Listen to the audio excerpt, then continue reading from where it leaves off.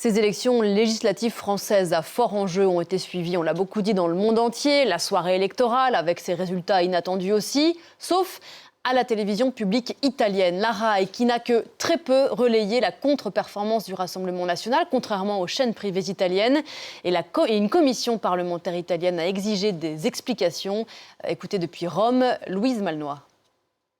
Bien sûr, au soir du second tour, l'essentiel des médias italiens avait les yeux rivés sur la France. Mais à 22 h, quand on allumait Rai News 24, la chaîne d'information en continu du service public italien, on tombait sur une actualité culturelle à l'ouverture du journal. Plusieurs minutes consacrées à un festival, le Festival des villes identitaires.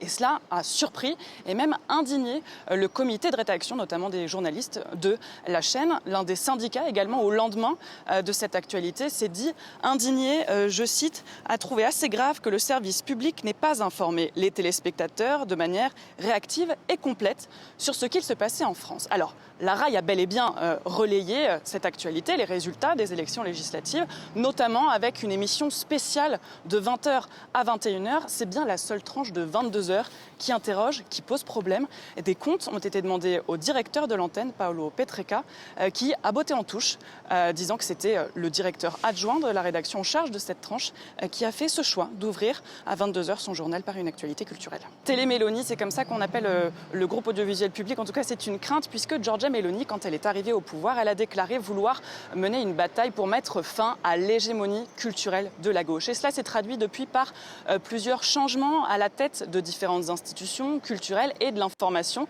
Et donc, le directeur de l'information de Rai News 24, Paolo Petreca, est vu par certains comme un bon petit soldat qui se censure pour faire plaisir au pouvoir. Alors Elly Schlein, qui elle est la chef de file de l'opposition, ici a demandé sa démission à la suite de cet épisode de la couverture des élections, des résultats des élections législatives en France.